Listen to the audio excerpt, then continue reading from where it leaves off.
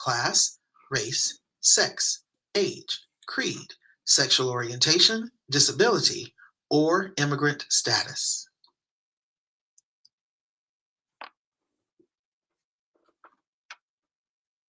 WRFG operates on the frequency of 89.3 megahertz as WRFG do not necessarily represent the opinions of Radio Free Georgia Broadcasting, Inc., its staff, or volunteers.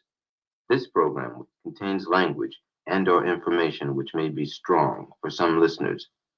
Portions of this program are pre-recorded. Discretion is advised. Funding for this program is made possible by listeners like you and the following sponsors. Reggae Medic Vibes, a night of roots rock reggae music, takes place on Friday, February 6th, 2026 at the Avon Theater, located 106 North Avondale Road, Avondale Estates, Georgia, 30002.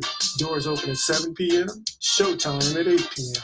This event is in celebration of the development and growth of Jamaican music on what would be Bob Marley's 81st birthday. Reggae Medic Vibes features performances by Errol Moore of the Island Groove Band, Everton E. Roy Collins of Mission Band, and Anthony Malvo, Jamaican singer and producer Erica Newell of Ziggy Marley and the Melody Makers and the Wailers, Joseph Quote and Miguel Paul also join. That's Reggae Medic Vibes, taking place on Friday, February 6th at the Avon Theater in Avondale Estates. For tickets and more information, the website is avontheater.freshtix.com/events. That website again is avontheater.freshtix.com/events.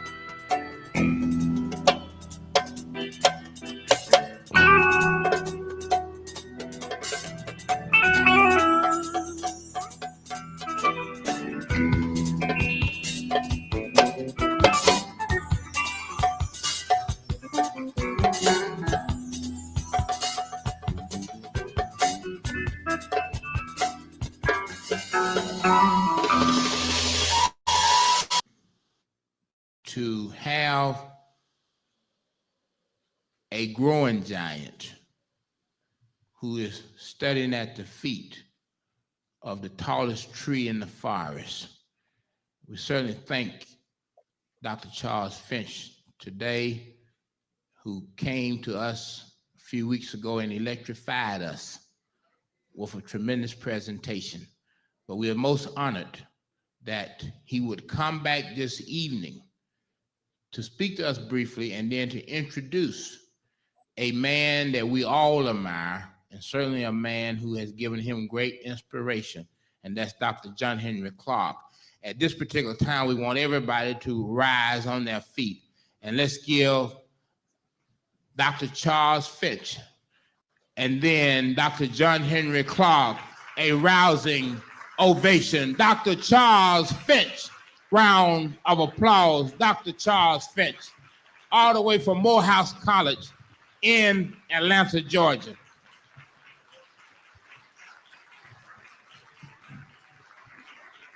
He has already been properly introduced, and the next voice that you will hear over these microphones is my good friend and great brother, Dr. Charles Finch.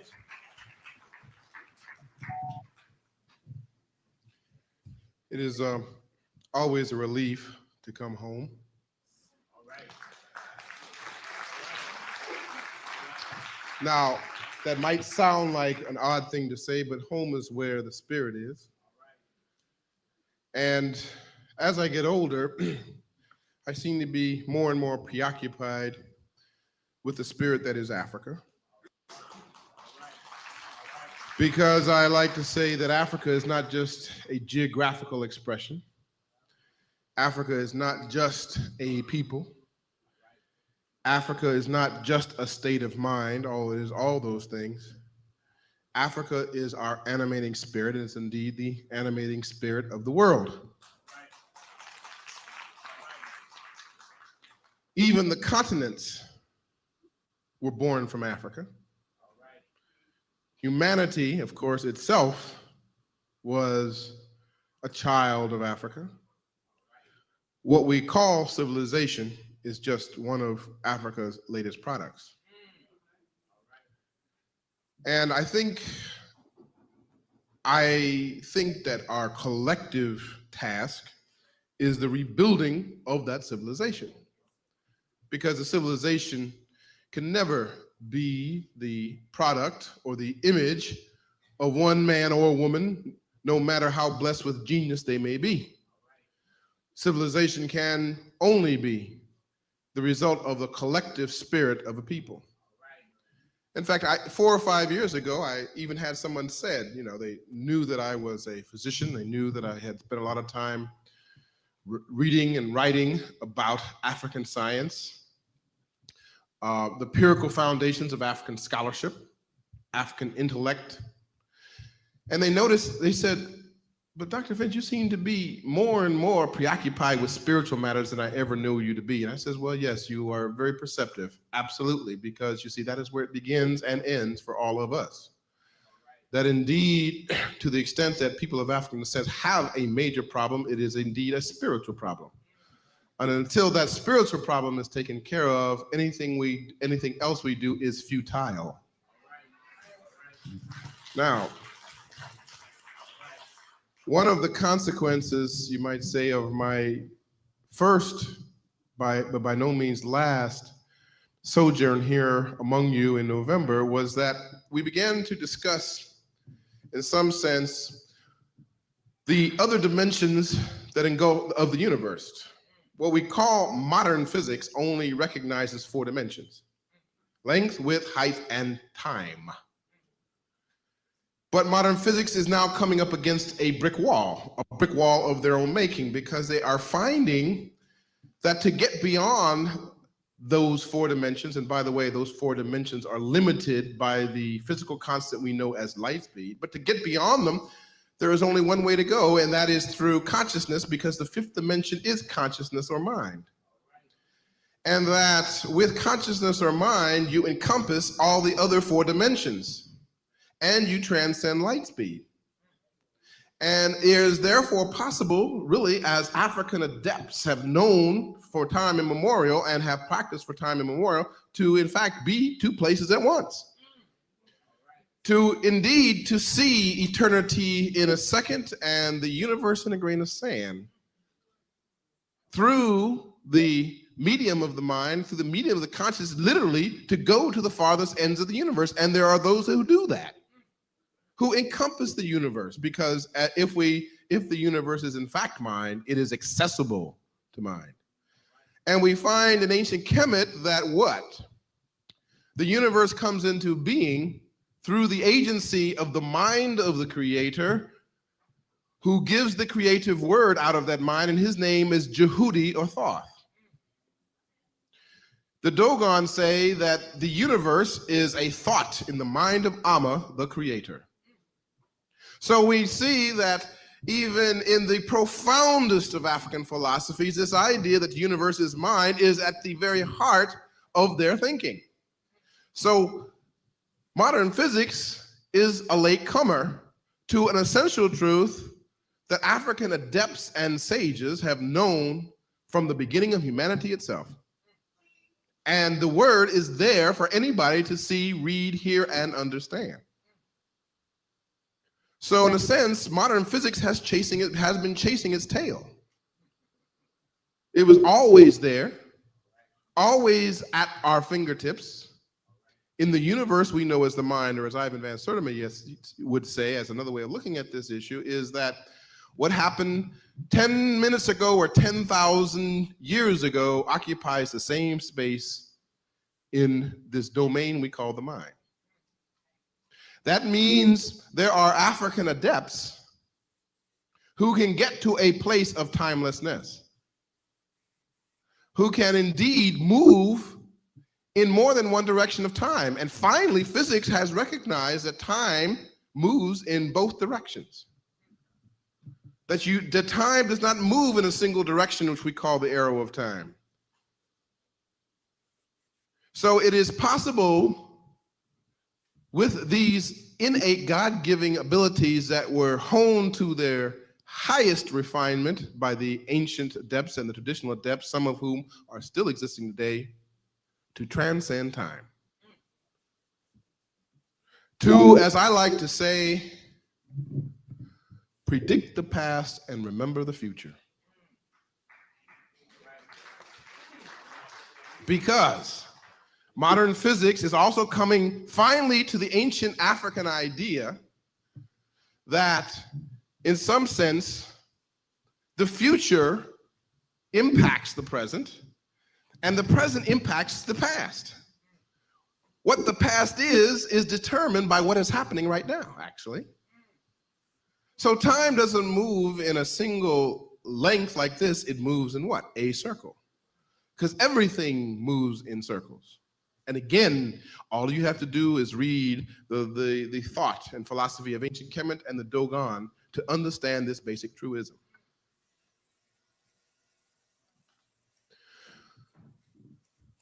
These are the kinds of issues and questions that have been occupying my time and my attention. I have, as I have indicated to some, been adopted by two groups of traditional healers in Senegal. Slowly but surely, they are vetting me. You know what that means? That they are testing me. They don't just because they adopted me, they just don't give it up, you know. Just because I'm a nice fella, maybe. Just because I have a nice smile, maybe.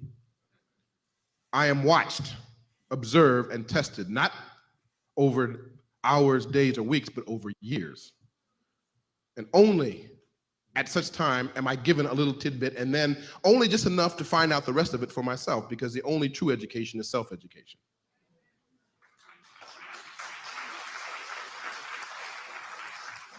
Your teachers and sages and spirit guides are not supposed to hand it to you and force feed it to you like a child getting pablum or milk from a bottle. They are merely supposed to stimulate you so that you can go and find it for yourself, because then what you learn, what you acquire descends from the brain consciousness to the heart consciousness. And when it is there, it is possible to transform yourself into a God.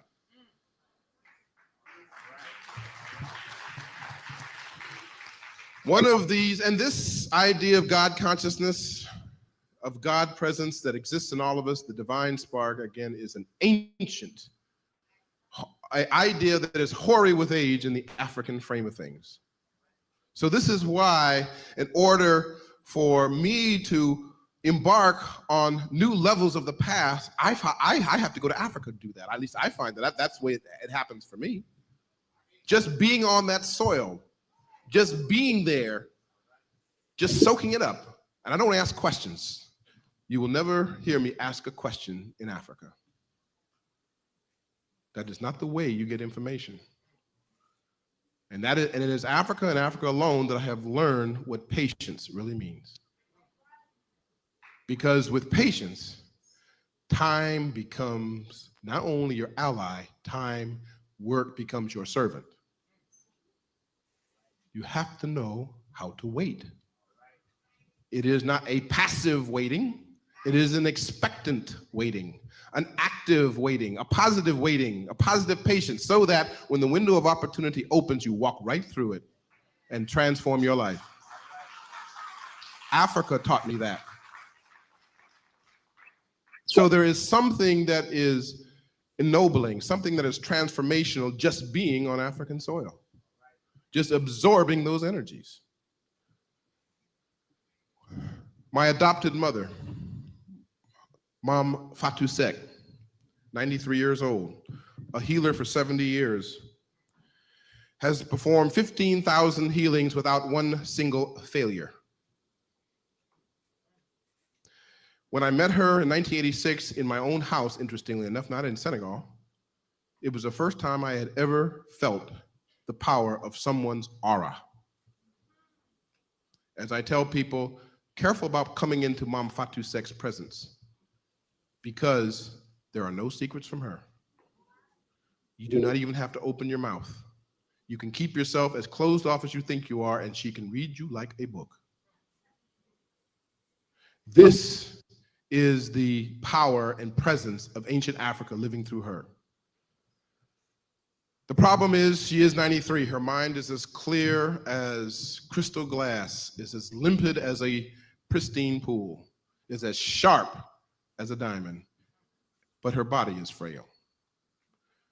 We are told that this may be her last calendar year on earth before she is called home.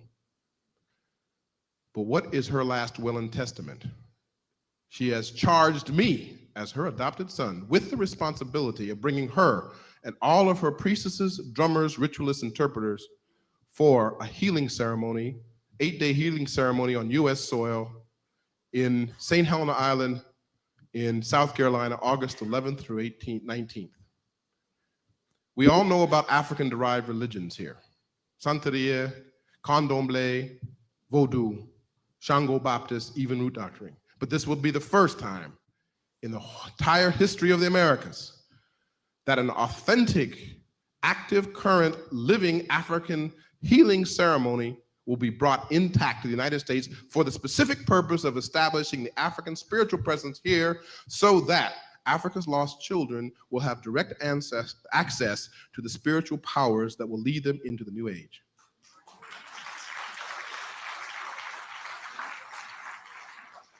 It is open to the public. We have a group of Native Americans who are coming to pay homage to Mom Sek to this, because they see that the new age a coming. And this will be the first. This will be her fourth visit to the United States, and most likely her last. Open to the public, free of charge. The only thing required is yourself and your spirit. Not only for her, for yourself, but for those yet to come. Penn Center, St. Helena Island, South Carolina, August 11th through 19th. Please see Minister Clemson Brown for details. Please see Mr. Bill Jones, First World Alliance, for details. Yvonne Milliner for details.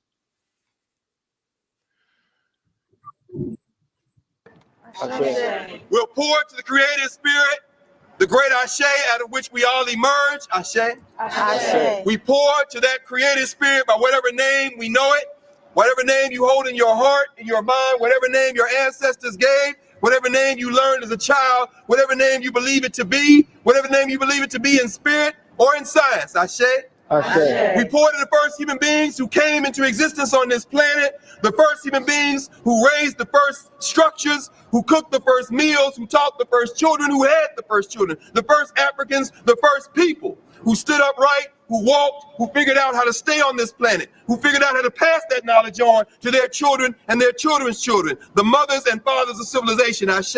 Ashe. We pour the next libation to their grandchildren, their children's children, those who raised the great early civilizations of Kemet and Kush and Monomotapa, the great medieval civilizations of Ghana and Mali and Songhai and Kanem Bornu. We pour to those who the great civilizations of the Igbo people and the Hausa people and the Kikongo people and the Mambara people, the great Mande civilizations, the great Kikongo, the great civilizations of Southern Africa, the Bantu people, the great civilizations of Southeast Africa, the Dinka, the Shilluk, the Noor. We pour to those millions who raised the foundations from which the world would learn what it meant to be human in the world, Ashe. Ashe. We pour to their children who, upon the arrival on the shores of people they had never seen before, found themselves captured and marched overland, found themselves perishing by the millions before they were held on the holding cells and the open air pens on the coast of West, Central, Southern, and East Africa. We pour to the ancestors who did not know as they were stripped of all clothing and sent denuded into boats,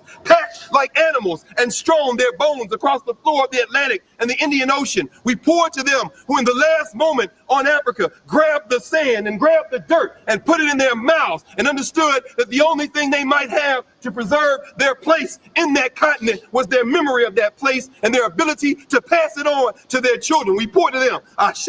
Ashe.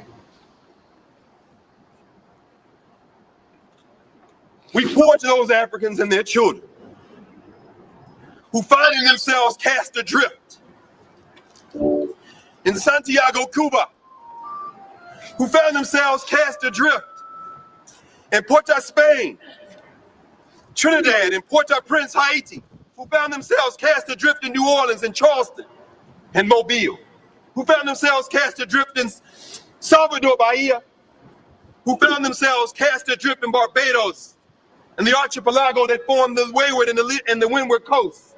We found them in these places learning Portuguese and Spanish and French, whose often first words was, "Oh my God, oh Madre de Dios," who found themselves praying to survive and pass on to their children the memories. We pour to those ancestors who are represented in the thousands buried in all the square miles of where we stand, and who sit here buried before us in 400 caskets forged of wood from West Africa with Adinkra symbols. Each one of them, each woman, man, and child, symbolic of millions. The children of those who could not be killed, we pour, Ashe. Ashe. We pour to their children who somehow survived the hells of enslavement and fought for emancipation in the Caribbean, the French, British, Dutch Caribbean, who fought for emancipation in South America, who fought for emancipation in Central America, who fought the struggles we refer to as the Civil War in the United States, who came out of that, marched out of enslavement through Reconstruction, and found themselves making great migrations, eventually ending up in places like New York. Their children's children, who making a way for themselves, became our great-great-grandparents, our grandparents, our great-grandparents, our parents. Those who, when the first bones were discovered in this space, held their hands and said, "Stop, no more." We are here to speak for those who can no longer speak with their mouths. We pour for those ancestors, some of whom came to Howard University in 2004 and followed these caskets all the way back to New York. The ones whose names we know and the ones whose names we don't. And at this moment, as we pour this libation, I would ask anyone who feels comfortable to say the name of someone in your bloodline who is no longer physically here, but who you know made it possible for you to be here. Go ahead, let's hear the names. Haywood Carr, Porter Griffin. Thomas E. Jr., Evelyn Glover. We pour to the names that we hold collectively. Ganga Zumba in Brazil. Toussaint Louverture, Jean-Jacques Dessalines, and Henri Christophe in Haiti. We pour to the great Avengers, Nanny of the Maroons of Jamaica. We pour to the great ancestors Harriet Tubman, Sojourner Truth, Frederick Douglass. Say the names that you study. Who are the names of the ancestors that you have come to hold in your heart and your mind as you hope that you can do what they did for us, for your children and children's children? Let's say some of those famous names. Malcolm X, Fannie Lou Hamer, John Henry Clark, John G. Jackson, Jacob Carruthers. And finally, two final libations. We pour to those who make it possible for us to do what we do. We pour to these rangers who stand guardian over this sacred space. We pour to these Africans and these folks who have come from Howard University, the staff, the faculty, the administrators who brought us here today to bear witness. This is not a libation, but an affirmation, because their hearts still beat, their tongues still speak, minds still think, and their minds still wish the best for us. We pour for all of those people who surrounded us on this journey today and made it possible for us to be here. We pour this affirmation of thanks, Ashe. Ashe. And finally, we pour to your children's children's children who will one day stand on this space and speak your name. Ashe. Ashe.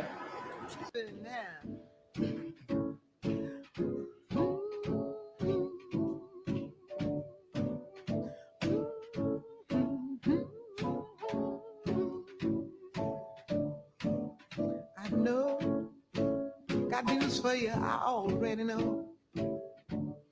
Jonathan Livingston Seagull ain't got nothing on me. Free, free, free, free. I'm free, and I know it. Don't wanna be here, and I show it. But I'm still free. Believe in me. It's all right. Then I'd sing,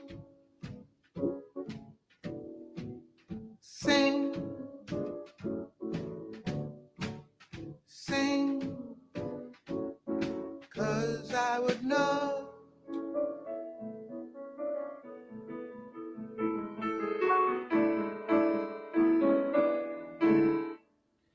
I already know. I already know. I found out how it feels not to be chained to anything, to any race, to any faith, to anybody, to any creed, to any hopes, to anything. I know how it feels to be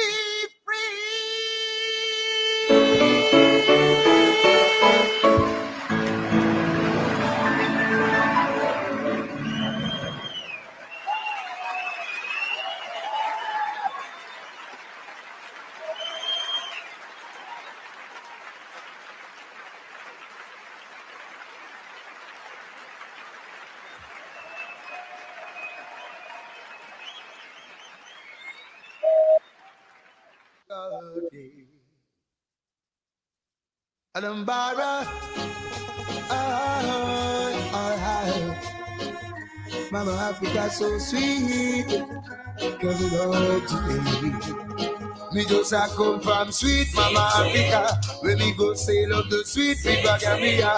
Me come forth with God in me heart, to break Babylon apart. Me just a come from sweet Mama Africa, when me go sail up the sweet river Gambia. Me come That never goes away. oh God, Listen, music. You're tuning into the Ancestral Dunbar,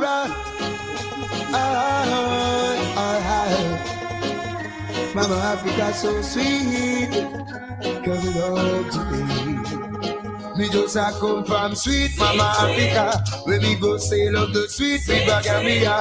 Me come forth with God in me heart, to break Babylon apart. Me just a come from sweet Mama Africa, when me go sail up the sweet river Gambia. Me come forth with God in me heart, to break Babylon apart. It's I guess you know the story well. Oh, Africans have been through hell. They were taken away into captivity. They suffered the hands of slavery. I stopped at the Coore Island, and what I got to overstand. 100 million or more, packed like fish in a can, and she brought to the Caribbean. Me I come from sweet mama Africa, where we go sail up the sweet river Gambia. Me come forth with God in a me heart, to break Babylon apart. Me just a come from sweet mama Africa, where we go sail up the sweet river Gambia. Me come forth with God in a me heart, to tear Satan apart. When I long time them a tell me blue light, and I go like African drop from sky. But enough things I man go they go down. We original and that they confirm. When people there's a conspiracy to distort black man's history and take away the anciency. Black people, you are royalty. Me I come from sweet from Africa, when me go sail up the sweet river Gambia. Me come forth with God in a me heart, to tear Babylon apart. Yes, me I come from sweet from Africa, when me go sail up the sweet river Gambia. Me come forth with God in a me heart, to break Babylon apart. My brother, Lord, Lord, Mama Africa. Each time you know the story go. Oh, well, oh, God, Champion.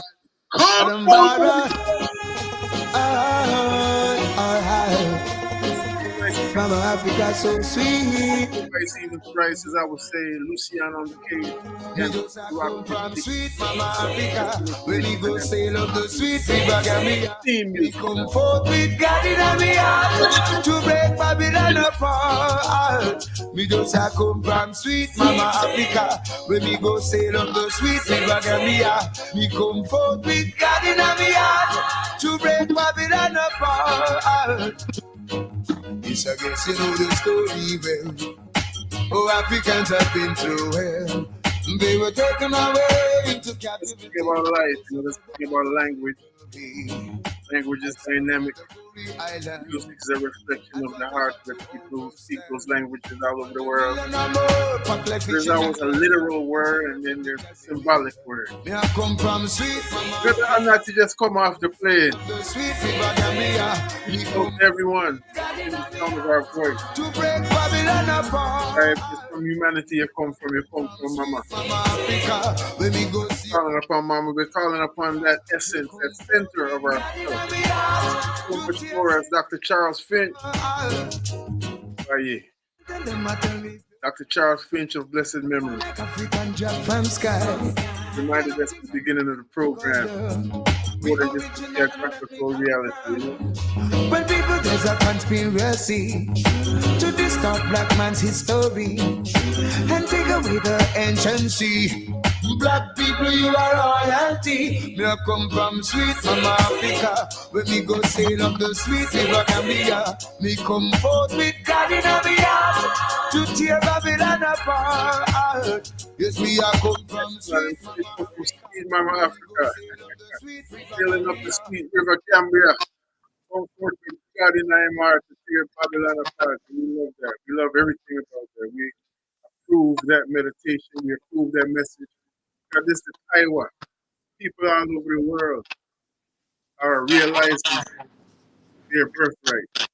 And if they're realizing their birthright, you know, we already know that means they're recognizing God in their hearts.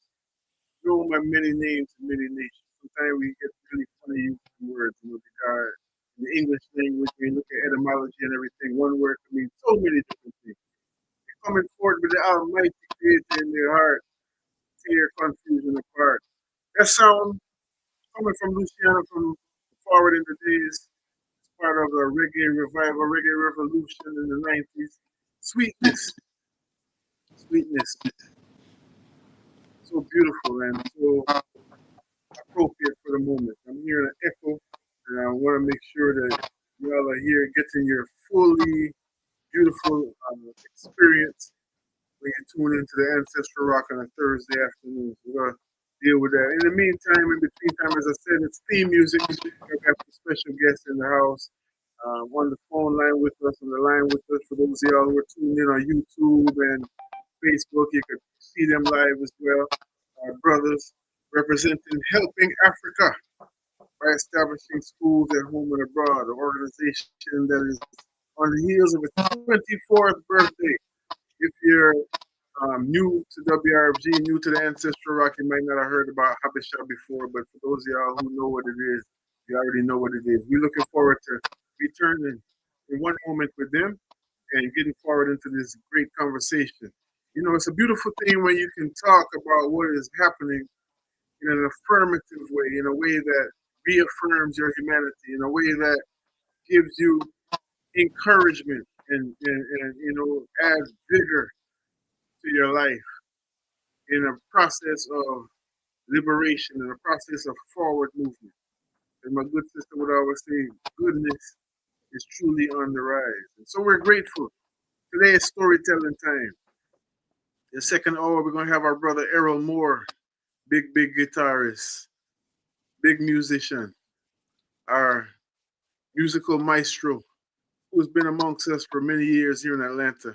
And we're going to share some stories about the great Stephen Cat Coore and Third World in general, as well as Sly Dunbar, original drummer, who just made his transition. You know, they say that the pioneers of a certain revolutionary culture, proponents of this culture in many ways in terms of the musical aspect. And again, the culture is a reflection of the people. For a certain time, period of time, transitioning, and that's, you know, that's something that is always happening, really, you know, because there's always time for the changing of the guard. It's the heirloom culture. Our special guest on the line with us represent that. HABESHA Incorporated, helping Africa by establishing what? Schools, you know, home and abroad. So we want to welcome our brothers to the live. Our brother Steve. I always say Chai Profess, and then it looked like Chi Profess. And I've known this brother for years, and I'm still scratching my head wondering which one is which. Because I know he come from the Chi-Town. Yes. You know, and I know that as a music man, as a maestro himself, you know, he cultivates that chi, you know, and helps the people, you know, so it's like potato, but I want to get your name right. Brother man, welcome to the Ancestral Rock once again.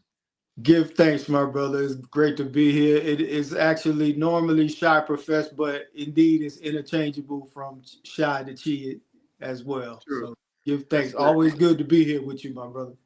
Yes, thanks for coming out this afternoon. A lot going on. Of course, Atlanta. You might have woken up one day last week and wondered if you was back home, huh? Indeed. Yeah. We ain't used to this kind of thing down here, man. Nah, me either, brother. I'm used to being in Georgia now. I'm not feeling the weather like that no more. You know what I'm saying? Cold. I remember one time I passed through Chicago and it was my goal. I was supposed to go and meet our brother we know, Diallo Kenyatta. Good brother, big up brother Diallo. I always got you talking to the TV and talking back to the, you know, thing, or a real fire starter and a hive kicker, you know, and a thought provoker for true. But I remember because I had just come back from, I want to say it was Tanzania, it was somewhere on the African continent, and you had to pass through Chicago. And I remember the pilot, he was landing, he was like, it's warmed up a little bit. Weather in Chicago is now 1 degree. Okay, 1 degree. He said it warmed up a little bit. Yeah. And I remember, you know, you have to go from one terminal to another. You kind of got to step outside onto the train, you know. Mm-hmm. And for some reason, I had on flip-flops. I just remember, man, I was like, we got to reschedule this meeting, bro. This is ridiculous. Indeed. Yeah. But what we're here to talk about today is an organization, a group of individuals, and there's so many that have contributed to this movement that are truly, you know, literally and figuratively bringing our people into the warmth, coming in from the cold, you know, in terms of how the colonial world, the imperial world, the capitalist world, so many different ways we can frame it, has really done a lot to look down upon humanity, to really I would say to bring humanity to a low level. And in the very same breath, for the warrior, it's always an opportunity, to rise. And so we're talking about helping Africa by establishing schools at home and abroad, an organization that is dear to many of us here in Atlanta and all over the world. So I had to play that theme music coming out. I remember being at the international headquarters of HABESHA a few months ago, and it feel like it was yesterday. And so that's me. There's most of us listening have not had that opportunity.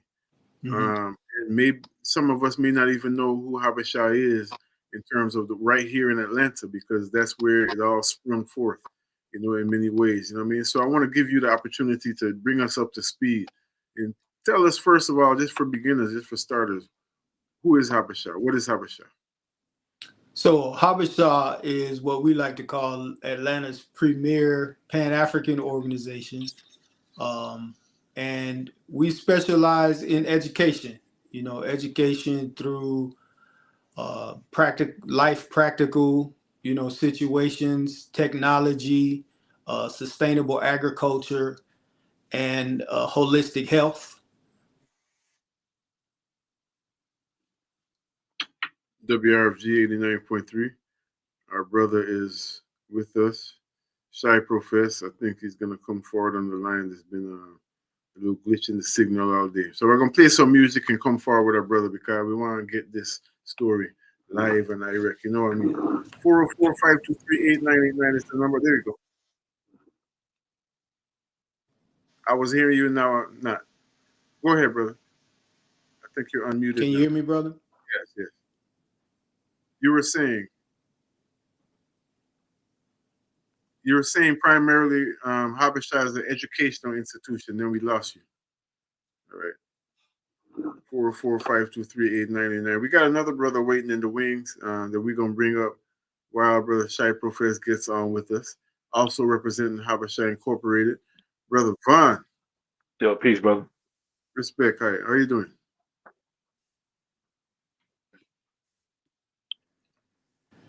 You can hear me.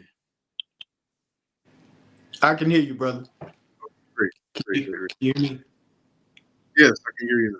Okay, so I think I had a phone call come in and it disrupted the stream. Oh, I got you. Okay, I'm not sure if I can put on do not disturb or what have you. Yeah, that's probably the best way when we get a break. But you were saying that HABESHA is an educational institution, then we lost you.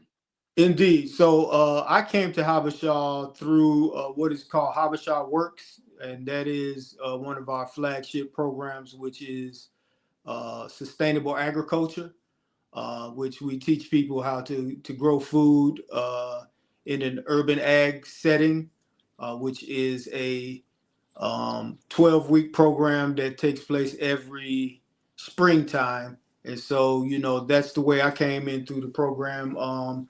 We've had a multitude of different programs within HABESHA. Black to Our Roots, which is a program that teaches youth agriculture and entrepreneurship. Golden Growers, which focuses in on the seniors and teaching seniors how to cultivate, their own agricultural skills through gardening. And one of our most powerful programs is our Kazi, which is a village that we have in the Volta region of Ghana, which is the Kwaiko Ando Sustainable Institute, which is a eco resort / sustainable agriculture institute where we teach people to grow food as well. So in a nutshell, that is HABESHA. We tend to have huge events here in Atlanta, for which I am the event coordinator for those events. We have 4 major events throughout the year.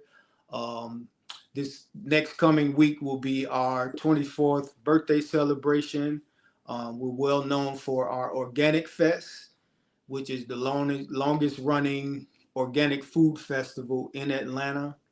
And then we also have our reunion, which is in August of every year. And then also our Harvest Festival, which highlights our alumni and the businesses within HABESHA. We have several community leaders who come out of HABESHA. And so we find it very important that we continue to cultivate and uplift those leaders who, you know, have come through HABESHA. So we stay connected, a very strong organization, very rooted deep in urban ag in Atlanta, but worldwide as well. Give thanks. On the phone line with us, our brother Shai Profess, representing HABESHA, helping Africa by establishing schools at home and abroad. We're going to take a very short break and come forward with more. And we got another guest with us today. And I'll get brother Shai Profess to introduce him. Tune into yourself. Stay tuned to yourself. This is WRFG Atlanta 89.3 on the FM dial. You're tuned into the Ancestral Rock, 2:47 in the afternoon. Check it out. The following is a public service announcement from one of WRFG's 501c3 supporters. On Saturday, February 7th from 4 to 8 p.m., HABESHA INC., Atlanta's premier Pan-African organization, will be holding its 24th Earth Day celebration. That's 24 years as a nonprofit organization serving the Atlanta community by cultivating leadership in youth and families. Through practical experiences in cultural education, sustainable agriculture, entrepreneurship, technology, and holistic health. Guests will receive a 3-course plant-based meal and live entertainment. Once again, the event will be held on Saturday, February 7th from 4 to 8 p.m. and will be hosted at DPAC Atlanta, located at 2040 Headland Drive, East Point, Georgia, 30344. For more information, visit www.habeshainc.org.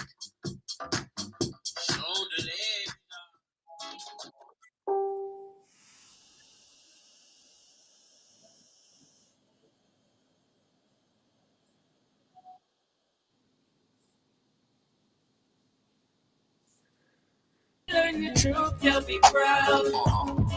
We must fight with the light, teach them the culture royale. Nowadays our youth running wild, but if they learn the truth, they'll be proud. We must fight with the light, teach them the culture royale. For so long this war's been fought. There's so much we've lost. Trying to get ahead when we've been decapitated and left for dead. The knowledge of ourselves been wrong.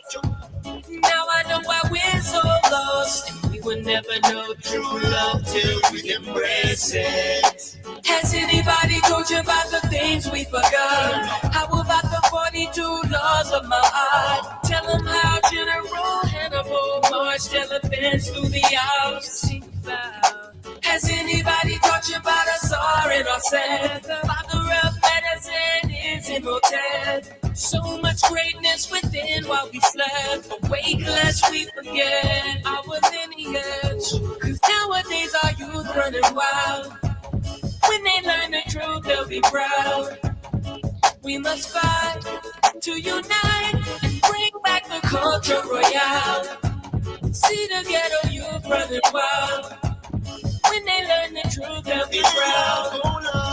We must fight to unite and bring Culture Royale, coming from our brother Purple Crown. Pick up yourself, Crown.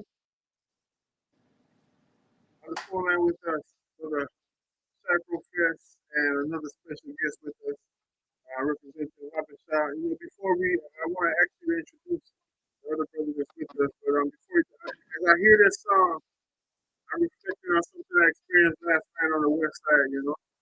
Something we experienced, you know, many times. It was just the effect was very strong last night. Seeing 3 of our youth, you know, probably in their 20s, jumping out of the car and just the energy that we're carrying with them. You know, you see all the pain and the effect of this long war that has existed upon our people in terms of our culture. And some of these youth, if you didn't know, if you see the coats or feel that, you know that, see the streets, and you might think we're in Africa. These youth, one of them dreadlocks, Congo dreadlocks, you know, all tattoo tears and everything. But every day we know that there are so many soldiers, there's so many potential soldiers, I should say, that so many of our people through the years have made the effort, made it a priority to politicize, to culturally orient these potential soldiers and turn them into real warriors, because they got heart, they got energy, they got that, you know. And I'm bringing that up just based on the song, but also I remember the movie, the film called Black to Our Roots, that was produced at least 10 years, more than 10 years, by Ras Kofi, about the first Black to Our Roots journey to Africa. And it was located, you know, a lot of it was right there in Thomasville, right around the neighborhood where the HABESHA Gardens is, you know. And I just remember how proud so many of our elders were and continue to be at the works of, you know, relatively young people bringing our youth to Africa. And not just on some kind of tourist trip, but on a serious thing. I remember the big old thick book called The Mental Liberation Guide that they had to go through, you know. Saying all that to say, you know, the work of Habesha speaks for itself.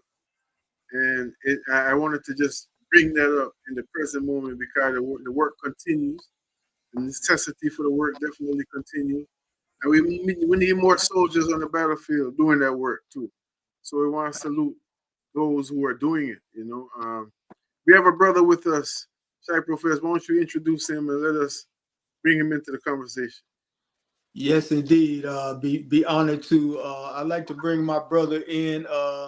He's one of my musical advisors as a DJ.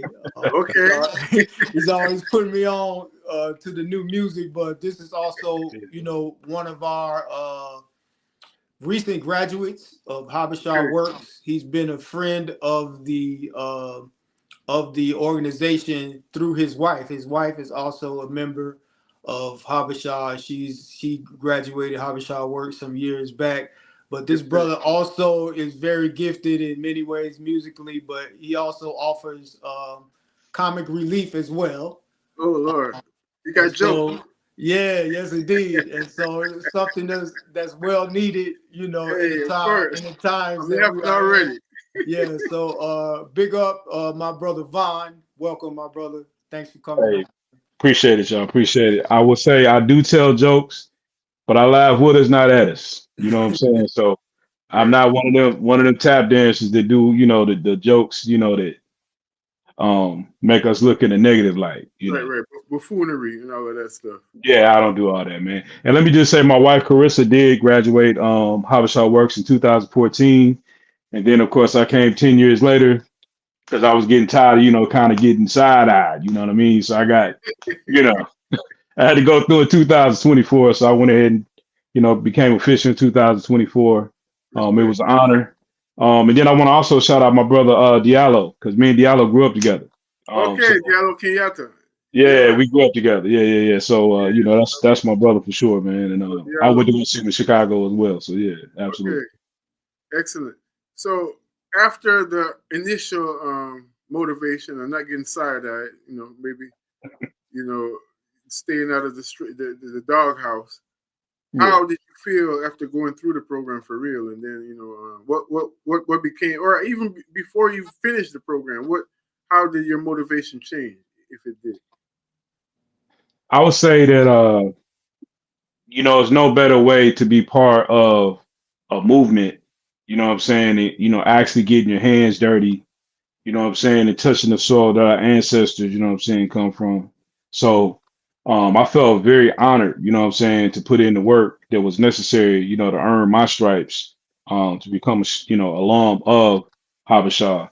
Um, I always was around, you know, I was always doing all the different things, but I just felt like it was necessary for me to go ahead and take the step to actually earn, you know, the designation of being a Habesha alum, you know. Right. So I'm gonna ask the question a different way. What I really was trying to see is like, what did you see? What did you experience along the way? Because I mean, as you gave that perspective, you know, a lot of times if we do something, you know, for whatever Yeah, other than, you know, it's really yeah, intriguing to us. You know, yeah. I Well, can tell that you're not the type of person that's just gonna go through something just because just to avoid the side eye. So yeah, nah, tell nah, us nah. about your experience. So it's I wanted to kind of follow in the footsteps of my grandmother and my grandfather who were farmers. Mm, And it's no better way, you know, to earn your keep, in my opinion, than to pay it forward by learning the right way, the proper way, you know, to go about doing things. And that's the one thing I can say about Habesha is, you know, you get a lot of repetition, and you get a lot of exposure, and it's just a very organic situation when you have people who aren't going through the program, they're alums, or they may be, you know, very closely tied into Habesha or some sort of way, and they will give you the shirt off their back. And that's just that type of energy, you know, reverberates throughout the whole ecosystem of Habesha. So I felt like that was very uh, much a motivating factor for me to, you know, jump in there and like I say, get my hands dirty. Um, I enjoy the philosophy of Habesha. Yeah. that was my next question. What are some of the things that really stood out to you? You say you enjoy the philosophy. For people Yeah. who are listening and don't know, I mean, we heard a little bit from Brother Shai Profess in terms of this introduction. What is that philosophy that you Well, enjoy? well for for me, it's you know, there's no culture without agriculture. You know that is such a profound thing to say. And then when you talk about sustainability, I don't know what's more liberating and empowering than to be able to grow your own food and nourish yourself, and know what's actually going into your food and what's going into your body. And then there's something spiritual about that, you know, something very, very uh, in tune with the ancestors when it comes to you putting food into the ground with love, and then you also harvesting it with love, you know what I'm saying? And then you offering almost like in a tide way to the community, you know what I mean? So for me, it very much resonates, you know what I mean? Like with everything. It's not like necessarily talking about it. It's actually being in the streets. It's actually being where the people are, meeting people where they at, and not, you know, falsely accusing people of this or that. You know what I'm saying? Actually giving people what the community needs, and that's good quality food, good vibes, and just solidarity. Give thanks.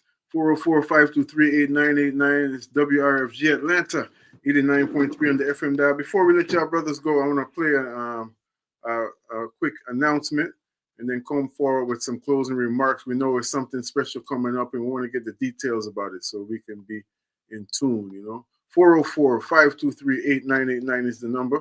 404-523-8989. We're live in the studio, WRFG Atlanta.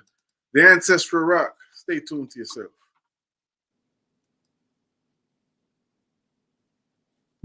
Funding for this program is made possible by listeners like you and the following sponsors. Reggae Medic Vibes, a night of roots rock reggae music, takes place on Friday, February 6th, 2026 at the Avon Theater, located 106 North Avondale Road, Avondale Estates, Georgia, 30002. Doors open at 7 p.m., showtime at 8 p.m. This event is in celebration of the development and growth of Jamaican music on what would be Bob Marley's 81st birthday. Reggae Medic Vibes features performances by Errol Moore of the Island Groove Band, Everton E. Roy Collins, of Mission Band and Anthony Malveaux, Jamaican singer and producer Erica Newell of Ziggy Marley and the Melody Makers and the Wailers, Joseph Quote and Miguel Paul also join. That's Reggae-matic Vibes, taking place on Friday, February 6th at the Avon Theater in Avondale Estates. For tickets and more information, the website is avontheater.freshTix.com/events. That website again is avontheater.freshTix.com/events. 89.3 on the FM dial, WRFG Atlanta. We're in a musical mood, you know, so don't feel no way. Stay tuned to yourself at all times.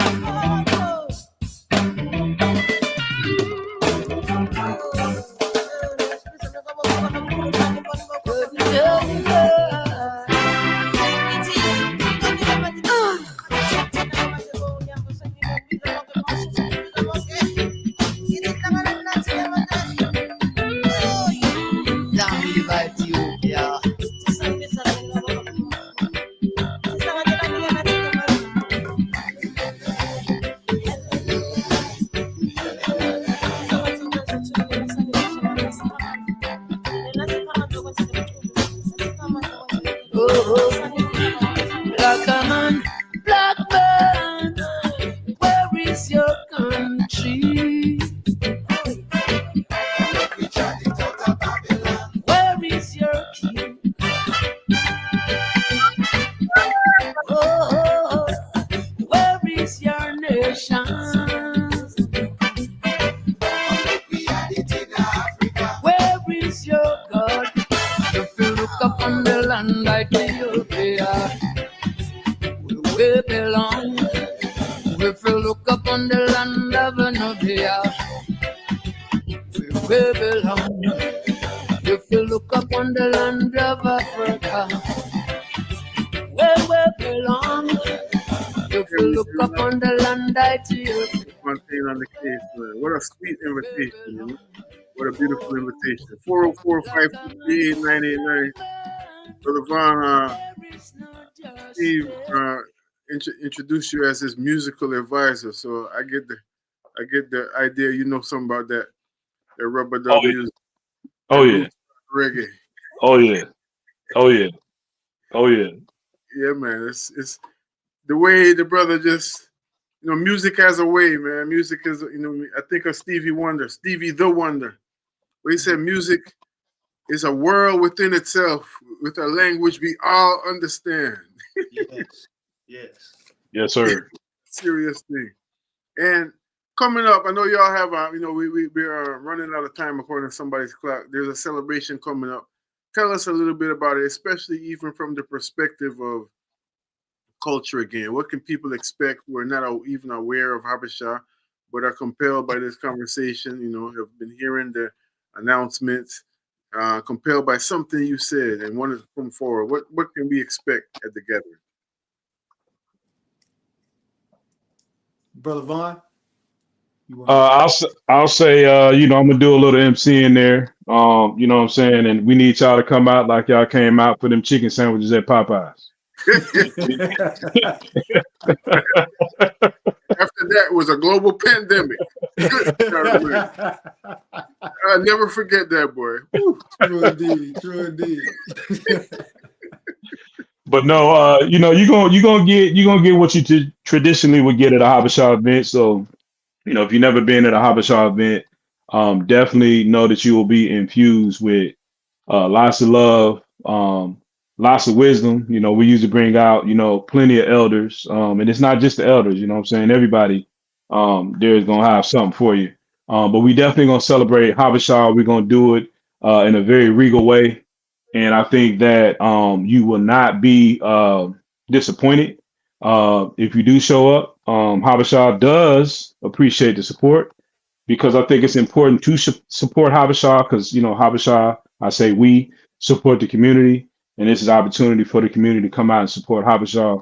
And I think that is a wonderful opportunity to do so. So come on out for some music, come on out for some food. You're going to get a 3-course meal, I believe. And you're going to get some live bands playing. You're going to get some dancing. You're gonna have just some good vibes. So just come on out. Roots and culture in the neighborhood. Yes, brother Steve, give us the details about how we can get in touch regarding the program. More information, any website or any ticket information, please. Yes, so you can always go to our website, www.habeshainc.org. That's www.habeshainc.org, HABESHAINC.org.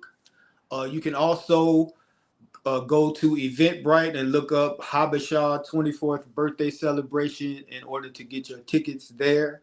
We're going to have the event at the Awesome DPAC Atlanta, which is a Black-owned institution. Beautiful venue.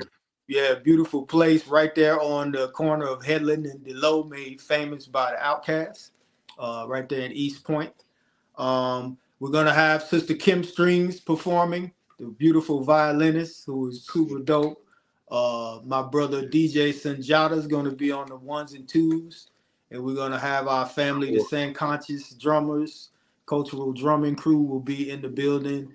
And you really do not want to miss that 3-course plant-based meal led up by my sister, Tina Myers. Man, it's always ridiculous. Yes, indeed. I also, if I can, Brother Ras Kofi, I want to big up our Chief Executive Officer, Kashawn Myers. Our event for the birthday is on the 7th. On the 10th, he's going to be featuring his new book that he has written, as well as a film screening at the Auburn Library. So that's Tuesday, February 10th from 5:30 to 7:30 p.m. And that book is called Manners Will Take You Places Money Won't. I will. It's true story, boy. Yes, indeed. Story. Big up our brother Bingy Sean. Yes. So we give thanks. We are looking forward to catching up again next week to continue the conversation with some more of the family. The work is so crucial in this time, and a word to the wise should be sufficient with that. As a matter of fact, check out a word to the wise coming from our great brother of blessed memory, the Crown Prince, Brother Steve and Brother Vaughn. Thank y'all for joining us. Give thanks, brother. Peace to you, man. Thank you.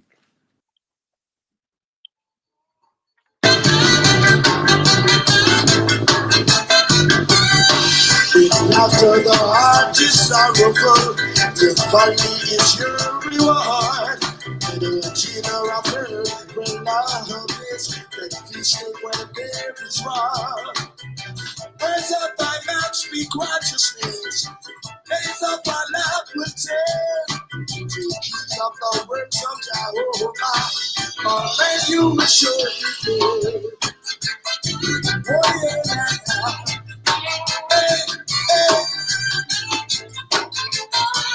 Oh yeah, Dennis Emmanuel, Montrose Festival, 1976. Musical disc called Words of Wisdom, alongside Lloyd Parks and the We the People Band.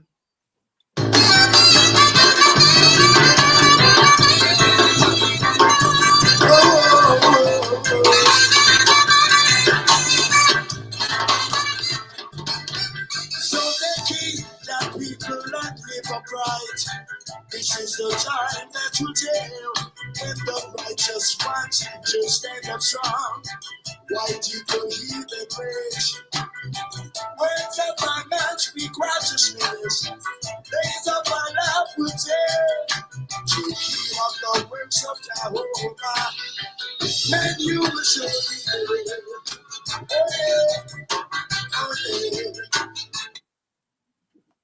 We could play Dennis Brown all afternoon without any apology.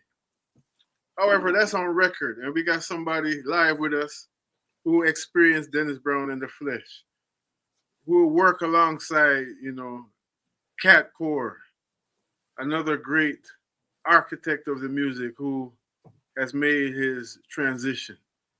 Sly Dunbar, Robbie Shakespeare, the man from Munyaka fame, and has contributed so much even before and after Munyaka. He's been up here telling his story. for those of y'all who are loyal listeners, but I don't want to assume anybody know what I'm talking about. So we're gonna start from scratch this afternoon. Our brother Errol Moore is with us. Mr. Moore, good afternoon, sir. Greetings. Blessed Now, Baba. I am supposed to say something different than good afternoon. Must say grand rising is in the morning. So what we supposed to say now? Grand Well, night? if you speak, if we haven't reached night yet, if you speak Swahili, if we're gonna speak Swahili, we're gonna say Habari, Grand vibes, Zamchana. Yes, I have grand vibes. I have. Blessed love. Yeah. Respect. So everything. Everything is everything, my lord. True indeed, man. I'm very glad to see you, Kofi, but you look like you're about 10 years younger. That's what we do, we stay amongst the youth and swim in the fountain of youth. Well, me I forgot to do something about myself because yourself, you look good, man. My face whiter than yours. I just threw the light in. Aye. So me I forgot to buy some lighting then, Rasta. I threw the light in the studio. Yes. Yeah, Mr. Moore, we're playing Dennis Brown here in the background. Montrose Jazz Festival, brethren. One of the great musical festivals. And as we said from the beginning of the program, just in a musical mood, and I know I overstand all about that. That's been your contribution, a serious contribution. Hold on. That you have made personally. Is that a great Montrose? Montrose. What that? I pronounce it right? Montrose Festival in Canada. Oh, in Canada? Oh. Yeah. From 1976, Montrose. Yes.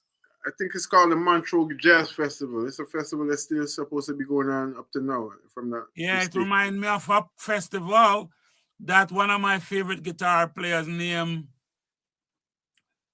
the band named Deep Purple. Deep Purple. Another song named Smoke on the Waters. Yeah. And that was the lyrics. We all came down to Montrose. Okay. And a whole story pursued about that. And I'm burned down the place. Okay. Yeah, I think it's in Montreal. I'm going to check it out and see if it's still going on. Montrose Jazz Festival. As a matter of fact, it's not in Montreal, Canada. It's in Switzerland. Switzerland. Yeah, I Montrose know. Jazz Festival. By the lake Grand Negosori.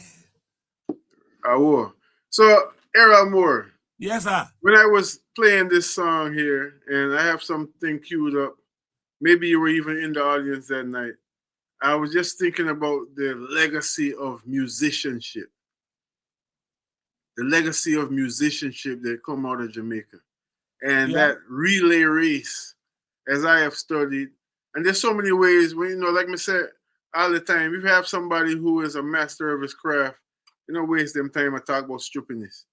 There's so many different things that we can get and obtain and experience in a conversation with yourself because of your experience, But right now, I'm thinking about the musicianship. Even as we heard the announcement about the Reggae-matic vibes, a celebration of the legacy of Jamaican music. Yeah. It's the same thing we're talking about, the musicianship. There has been a certain type of standard that the pioneers of what we now know as reggae music picked up. From my limited research, a lot of them received it through FM radio or shortwave radio, piping from New Orleans. Shortwave radio piping through New Orleans. Yes. Where they were playing R&B and jazz music. Yes. And so they talk about a lot of the Studio One, which is foundation reggae music, and the people like the Scatolites and everything. And they're just the musicians of that period from Jamaica being really classically trained jazz musicians. Mm-hmm. And yet they came with a sound. They brought their own culture, their own flavor to the thing and created a sound that just shook the whole world. Has my research informed me properly? That's true, brother. So I want to take it from there. Because now we were listening to Lloyd Parks. Errol Moore himself, for those of y'all who don't know who you're talking to, is a legendary guitarist himself, you know, who has toured the world many times over and done a lot of studio tracks. And we want to get into that in terms of some of your history. But let's talk, just where would you start the conversation when we talk about the legacy of musicianship? And let's just start with the last 50 years of the 20th century in Jamaica. You sound like my high school teacher. Regardless how you know the answer to the question, when they ask you the answer, you start to buck shuffle. Yeah. Where would I start? Probably about 1972. Any time under the 1972. And what is happening in 1972 will make you want to take us there? Bob Marley and the Wailers. You see, what happened is all the music that preceded Bob Marley and the Wailers were just setting up the foundation for the music to grow. You know, and I don't think anybody was deliberately doing it, but Jamaica and Trinidad, more so than all the islands in the Caribbean, tend to embrace music in every way, shape, and form it comes. And I remember when I met certain Trinidadian people, including and especially the mighty Slinger, Calypso Rose, Lord Nelson. These were people who brought Africa first and foremost to the front of the thing, you know? And then you mention people like Coxsone. His vision took him from just being a great music aficionado, but to become the greatest music producer on the island at that time.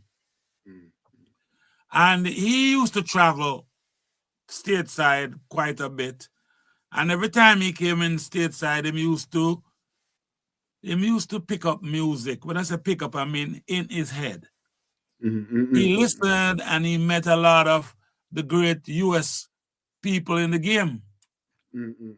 And then he took those songs back to Jamaica, introduced them to all of the Jamaican desirables, people who want to get in the music game properly.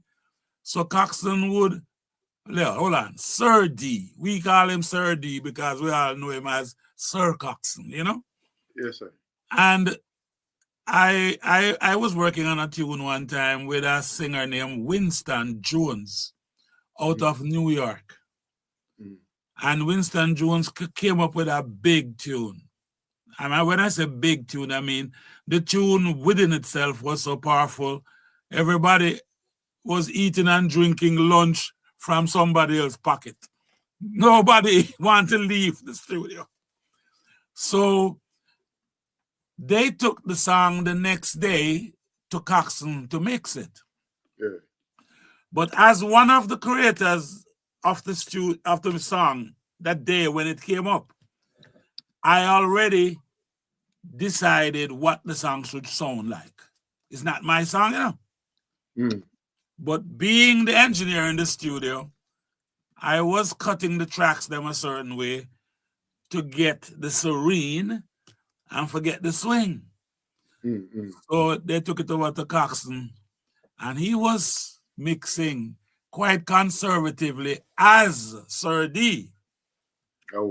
And then I walk into Coxsone's studio with my big mouth, you know. And Coxsone was listening to the studio, like to the record, as if he was listening to a transistor radio. So the speakers then wasn't flinging no wattage, you know. So I couldn't hold it. I say, so why are we listening to a transistor radio? And Coxon look around for me like him want to say, who you? Because I never met him up to that point, you know. Yeah. But for me to come into the great mixing lab of Coxon dad and ask why them we type of listening basic between question. so Coxon say, who are you? And Winston Jones say, Errol Moore this from Moniaka Band. Coxon say, oh, is you name Errol? A long time I hear about you, you know. I say, me band come here about you. And him laugh, you know. Because I had to break the ice, you know, because I get 2 kids. So Coxon say, Errol, maybe I'm not the right person to mix this song, you know. I think you should mix it. I say, no. I will just listen to the great Coxon. And him say, you afraid of me? I say, no, I'm afraid of me. Coxon say, why? I say, because I might show you up. Man, you want to see food start coming in the studio, man. All who smoke ganja, I get ganja. All who drink beer, I get beer. I mash up the studio now with it. It was just one of those great sessions that we never know what was going to happen when it started until I came in there. So there was a lot of us in the music at the time, never knew exactly what our contributions would have done. There was a brethren named Glenn Adams. I see what you say in terms of they were setting it up for the music to grow, but not necessarily deliberately. So it's just fun you don't have, because you not make no big money off of this thing or not. Yes, no money now run for Kilwy, but we had so much fun, Ras. We never even care. And that's the story from Kingston to Montego Bay to Gallas. Anywhere in Jamaica you turn and you hear the music, everything else mash up. You see a man walking up the street and push a coconut cart. And him a ball out from one end of the street to the next end. Coconut! And once him hear some music, him just stop, park the cart. and wait. And sit in. Yes. And then about 15, 20 minutes, them coconut cart empty. You see me? And everybody having fun. And that's why the music is so serious. Serious thing. I will take a short break and play this clip here. Something you might appreciate, love. And we come forward with the mighty cat named Errol Moore. Wicked, man. Big musician. Big musician. Wicked. A lot of people don't understand how we make the music. 96 degrees in the shade.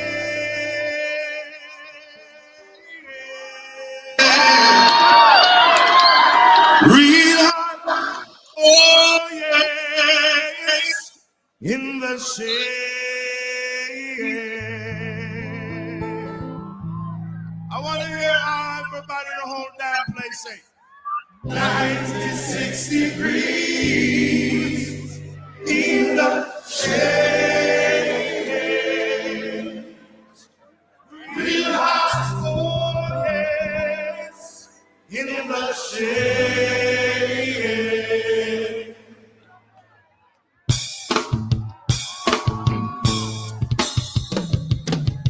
I said it was 96 degrees in the shade.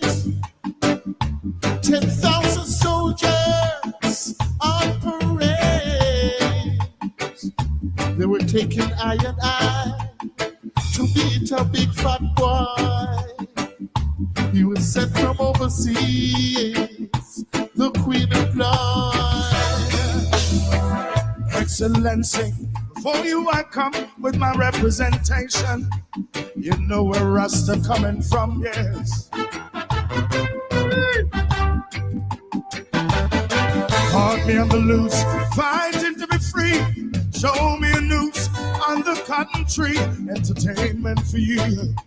You know it's martyrdom for me. 96 degrees in the shade. Real hot, you be when I sing in the shade. 96 degrees. 89.3 on the FM dial, WRFD. Third World says 96 degrees in the shade. On the phone with us, our brother, Mr. Modiaka, Errol Moore, the champion guitarist, who I know for a fact has had much interaction with these great musicians we're seeing now. Bunny Ruggs, Coore up front. Errol, as he was mentioning the story about being in Sir Cox's place there and how everything unfolded, I saw Bunny Ruggs tell a story of how that song came to be. Until then, you could imagine all kind of different scenarios. He said there was in a studio in Halfway Tree rehearsing, and that there was no air conditioning happening in the place, and the roof was real low. You know, the roof of the room was real low, so it was just pure condensation. And I said, man, it feel like it's 96 degrees in the shade. And then I said, no, man, you have to work with that, you know. And they started building a tune over that. And that's the story I heard Bunny Ruggs say. But as you mentioned, as you spoke about that experience and how that session unfolded, there's so much great music that has been brought to us without people really coming in the studio or sitting up and having the intention to say, I'm going to write an anthem today. And it becomes something that stands the test of time. So it just reminded me of that in that moment. Third World. But I want to ask you to talk about the work, the legacy, the memory of Bunny Ruggs.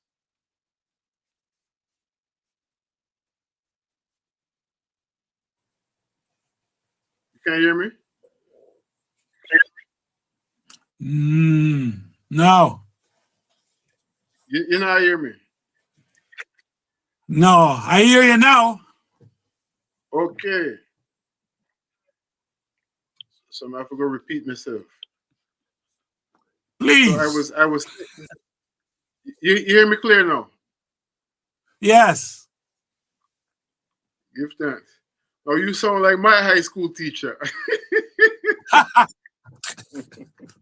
So I was saying that as I was watching Third World on stage there, singing 96 degrees in the shade, I remember a story I heard Coore say about how that song came about, you know?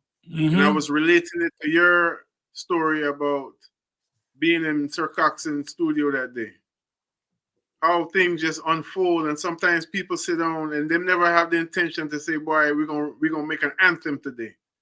But they make music that stand the test of time. But Coore said that they were in the studio in Halfway Tree in Jamaica. And there was no air conditioning. Yeah, there was no air condition, and like the roof, the ceiling kind of low. So a pure condensation. They said, man, this feel like 96 degrees in the shade. And the man them said, wait. And what you just said, you know, and they built a whole tune over there. Straight. But Ras, that song was a tribute to Paul Bogle. Yes. From the Morant Bay Rebellion in Jamaica, you know. Yes. That is when slavery was trying to raise its ugly head on the Jamaican people. And a woman named Nanny. True. She and a white man named George William Garden. And then a little black man named Paul Bogle. Started a rebellion in Jamaica and chased all of the English soldiers off the island out in the Caribbean Sea. Straight. They had guns. And the little Jamaica people, them only have sticks and stones and red brick. Mm. And no gunshot can shot. Mm. None of we not get hurt. But white man them get lick under them tail, man. And chase on the sea. Chase them crazy ballheads out of town. Serious thing. So Father Bob Marley come again. Chase them crazy bumpheads out of town.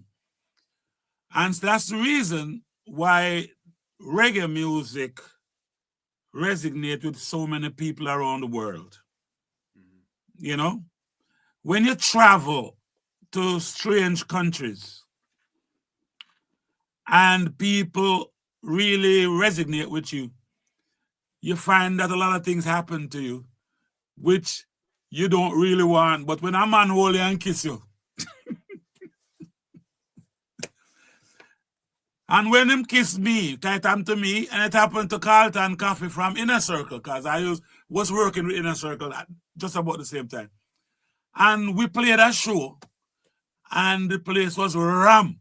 And when the show done, we walking off of the stage, to go back into the hotel. And I see a man coming towards me, just, showing some kind of vibes. And I lean forward to say, what happened? The man just hold me so, good music. Yeah, good.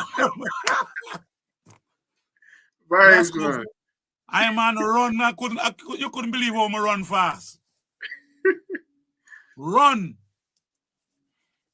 And then another time I was in Dubai. That was a Maxi Priest tour. We flew from New York into Paris, and from Paris into Dubai. And we went to do a concert out on the beach. And that was a very unique experience also, because I'm there. I like to, whenever I go anywhere, I like to mix with the people, because that's when you really learn why you're there. And I see a man coming now with a little boy. And the man say, this is a great man. Shake his hand. So I say, respect the man. Say, no, give him a kiss. So I say, no, me not Jamaica. We not kiss. Man, no kiss man. See. And him look for me and him say, give him a kiss. So I just, all right. I'm just kiss him. Mwah. And the little boy was so happy. I said to myself, I hope I never start, I can't finish, I will. And the vibes of music, man. That's what music does.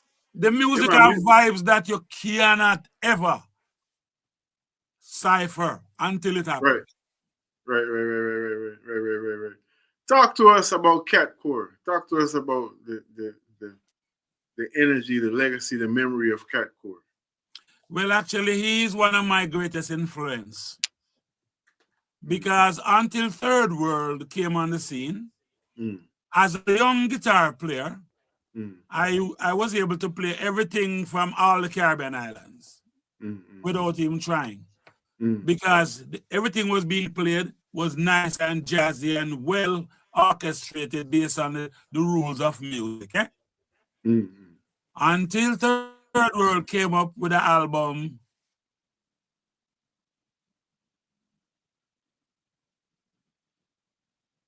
the first one. The first album. Okay. The one that's they had a song on it called Sun Won't Shine. And I heard that guitar solo that Coore played. And every morning I woke up at 6 o'clock because my mother left home just about that time to go to work.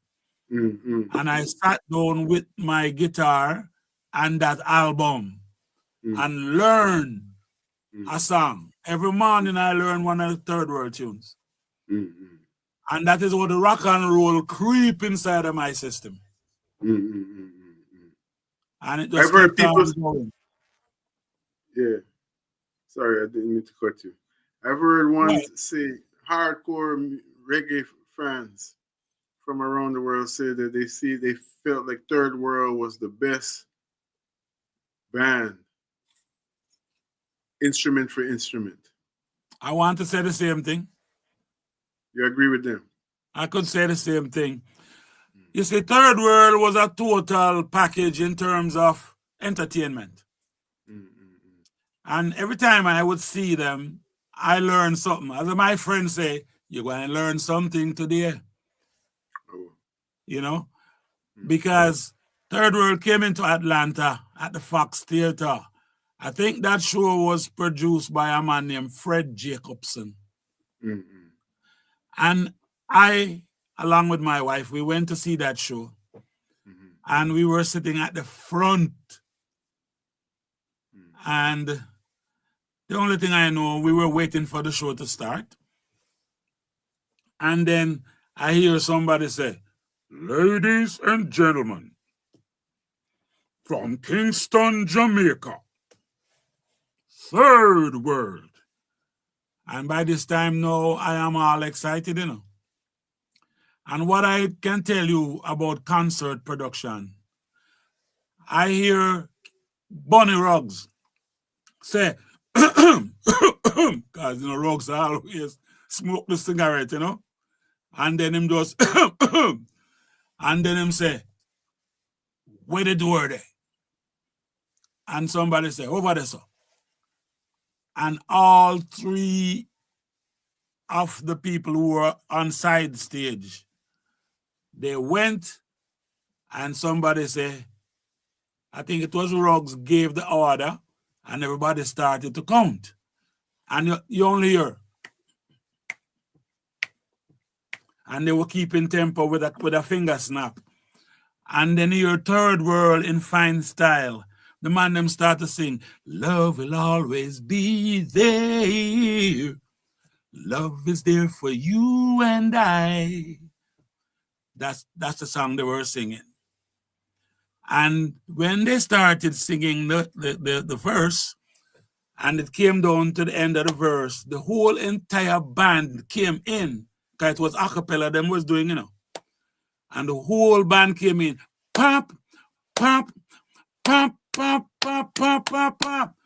And the lighting tech was hitting all the lights, red, green, and gold, you can imagine. And that same syncopated beat, you know. And I'm telling you, man,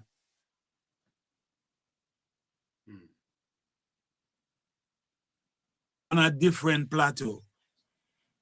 Because all who came before Third World came with what they had. Yeah. And Third World brought everything else. Yeah. And then after that, every band that came out of Jamaica was gunning after Third World. And just couldn't make it because Third World was so far ahead, man. You know, What Third World tell us came out of Inner Circle. Yeah, Third World came out of Inner Circle. Okay. So between those two group of musicians were running fast like Bolt. And I just go for ask you what you would ascribe that distinction to. Is just what elements form the group? Like what was their schooling? But you said they came out of Inner Circle? Yes, Inner Circle, their father had a company, a taxi cab company. And he was able to afford to buy all the exclusive instruments that a young musician would aspire to. So Inner Circle had all the big bass amps and the big drum sets and them as a group of youth. I want to say middle-class Jamaican family, but that wouldn't be correct. But, you know, them was bigger than the middle. And when they started the band, some of the members we know now to be in Third World was there too. But they were so good. All of them were so good. Couldn't be one band. Couldn't fit in a one band. Too much talent. And for whatever reason, Ibu left and go start Third World. Cat Coore left and went to Third World. Richard Daly left, and there came the original Third World. You see? The Bunny Ruggs come after that. Yeah, Bunny Ruggs came several years after that. Ruggs was in New York. Ruggs was in New York playing with a band named the Wild Bunch. Okay. Stopped me in my tracks one night on New York Avenue. Because my band that I was with is Moniaka. Yeah. And we were making traction in the New York City. And everybody was getting to know us. Yeah. And Ernest Smith had a song named Ram Goat Liver. Yeah. And I used to live on Brooklyn Avenue and Left Hertz. Okay. And I'm walking from that place to my yard and passing a nightclub named the Keg Lounge on New York Avenue. Only to hear the guitar solo bust. And it's a jazz style guitar solo, you know, the two strings playing at the same time. Yeah. So I just turned and go into the club and stood there for about 20 minutes listening to them. And went home and pick up my guitar and start to practice. Wake up my mother. But, Rasta, this was the time, man, when the music was jumping all over North America. And Ruggs told me that he might leave America. Him say, I go back to Jamaica, go take back him band. And that was his word. Take back my band. I had no idea he was talking about Third World. So him said take him back then. What you meant by that? He was playing with them just about the time when they were doing the initial Third World Inner Circle thing. Ruggs was there. Okay. So Ruggs came into New York now, and because Ruggs is a diehard musician, Doug sing. Ruggs was singing morning, noon, and night. And so he went back down to Jamaica and got involved with Third World. And the next time I heard Ruggs, him saying 96 degrees in the shade. And so that is the tradition. That man that has he has a voice of the ages, you know? Yes, man. Certain people, them have a voice that will resonate for long hour. He was actually given an award to be, like they would say, the greatest voice since whatever.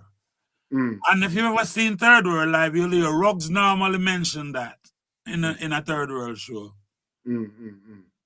Yeah, I agree with Day about the showmanship, man. Like, I come to appreciate Love Third World later. I mean, well, no, I can't say that. It's like their original work, but then a lot of their work sounded more pop and everything, and coming through my generation, coming through the 80s, and, you know, we want the hardcore thing. But same thing with me. But let me tell you, when I seen them live, you get everything, yeah? What? When you see them live, you see the whole thing. You see, you get to appreciate love. That's just them man style. That's how them stay, you know? Yes, man. That's where they come from, but they know the music, and it's inescapable reality. It's a level of education, you know, Kofi. Remember now, Cat Coore mother was a cellist.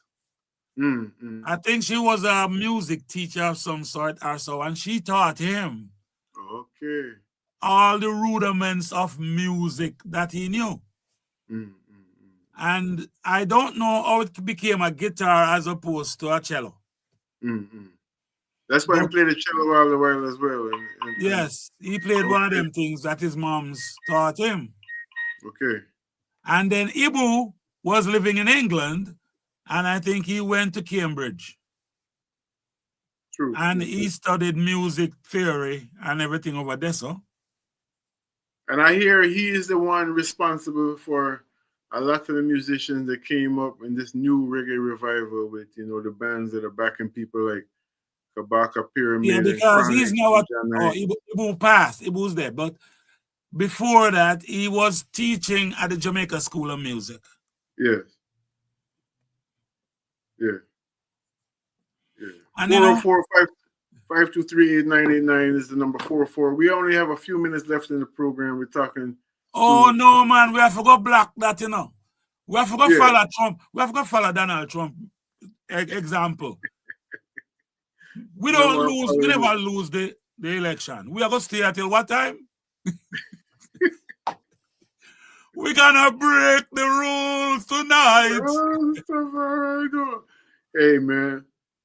I'm just doing my part in the relay race. I gotta tell you one thing, because you're a platform powerful, you know, and it's about to get more powerful right now.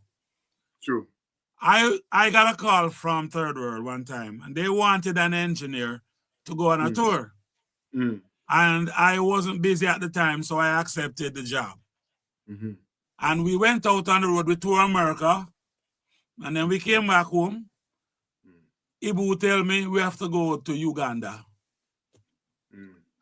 And I say, this is getting big. So I flew from Atlanta into London, and from London into Africa. And when we got to the place that was supposed to be our hotel, I got to realize that is the house where Idi Amin lived. So when America raided Idi Amin place in Entebbe, that castle is now a hotel. And so Third World was put on the 6th floor of that property. And it was exciting because, you know, this is Africa where they know, you know. And everybody you see in Africa have a similar smile to yours. You see your cousin them all. So we know the roots of Africa, man. Yeah, you see your cousin them all over. Everywhere I see them. And the woman them well represented in Africa. True. When you see a woman in Africa, you see the drum and bass in Jamaica. You know what I mean? Yes, sir. So, come to find out, I was setting up the soundboard and I saw a man coming towards me. Always a man, you know. And he walked straight up to me and said, hello, I am a little bit hygienically challenged. And I understood what he was saying because his body odor was a little rampant, you know? Yes. So I know as a man who was working hard or traveling far, perspiration-wise, you know? True. So he said he wanted to speak to Mr. Ibu. At that time, Ibu was having breakfast with his wife and we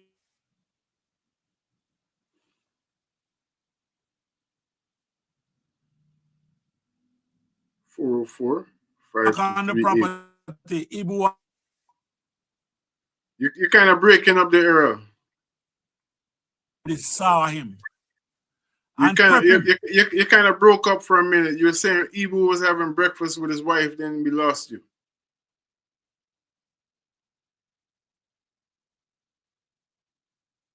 You on the radio about 20 minutes ago, and he said all the things that you and Willie was talking about.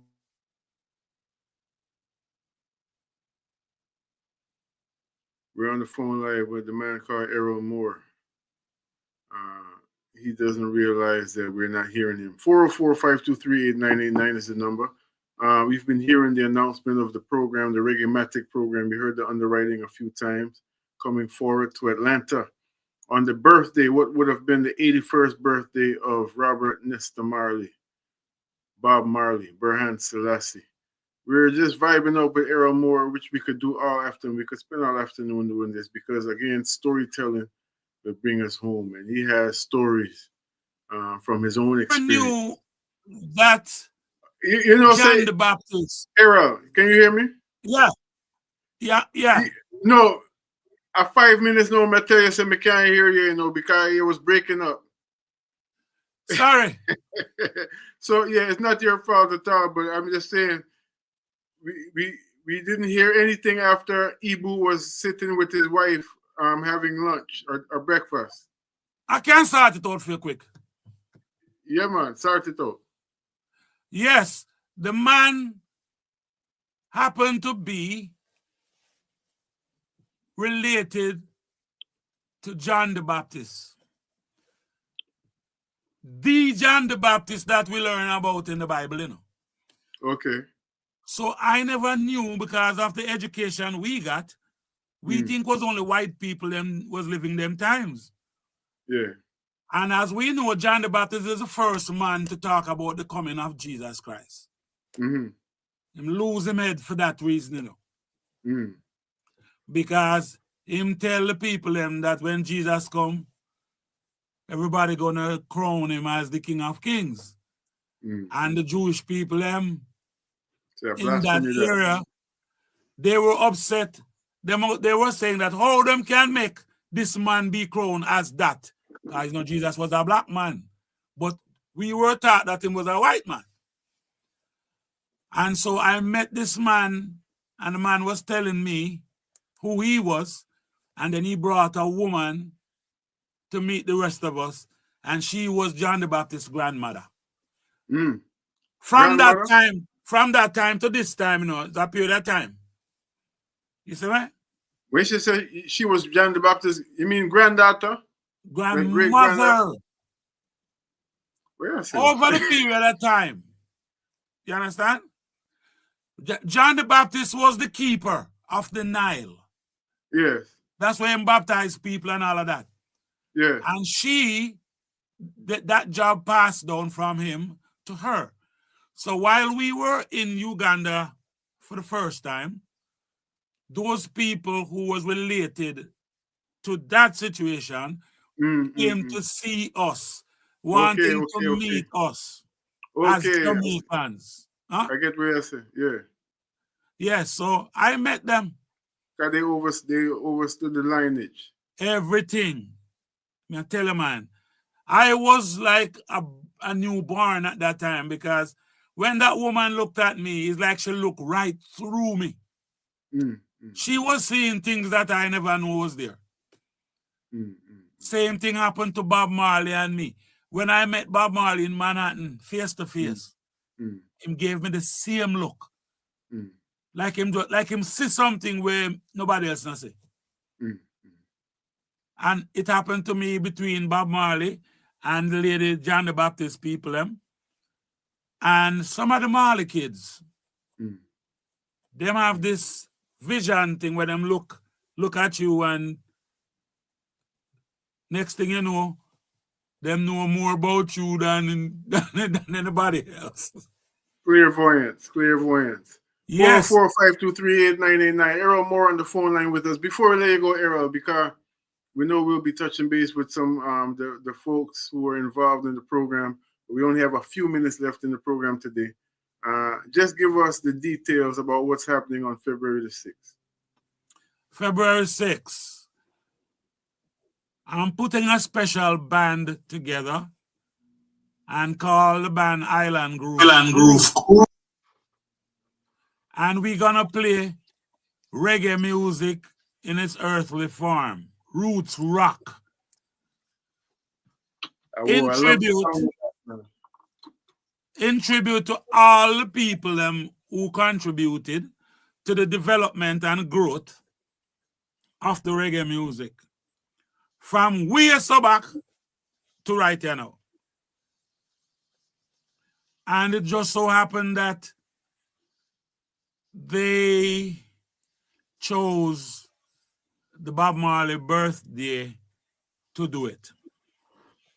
So we're not doing a Bob Marley celebration because of his birthday, you know. It just so happened it happened on his birthday. But we're celebrating the music and culture that enhance reggae music. Natural. So Errol, we got the people hear the announcement. I got to make a transition now. The people have heard the announcement. We're going to continue to play. Well, we want to give thanks for you coming here this afternoon. We never even talk about Sly Dunbar, but we have to make a move now. So next time, we want to pick up this one. You and me have to come check there and sit down in the studio and record some of these stories, man, because they're priceless. So yes, man. For all that you've done in the world and you continue to do, and we're looking forward to Reggae Matic Vibes next Friday. WRFG. Yes, Errol Moore, bless up yourself. Respect Ras Kofi. Aye. We have to get you on the Reggae Matic Vibe, the next one.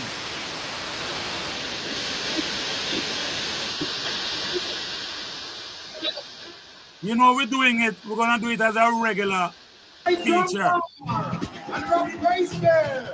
The rhythm twin. The rhythm twin. The rhythm twin. The rhythm twin. Shakespeare bass make you wind your waist. Shakespeare bass make you wind your waist. Shakespeare bass make you wind your waist. Shakespeare bass make you wind your waist. Slide drum bar make you feel like that. Slide drum bar make you feel like that. Shakespeare bass make you wind your waist. Shakespeare bass make you wind your waist. Shakespeare bass make you slide drum bar make you feel like that. Slide drum bar make you feel like that. Brothers and sisters, let's hear it for the Taxi All-Stars, the Black Uhuru.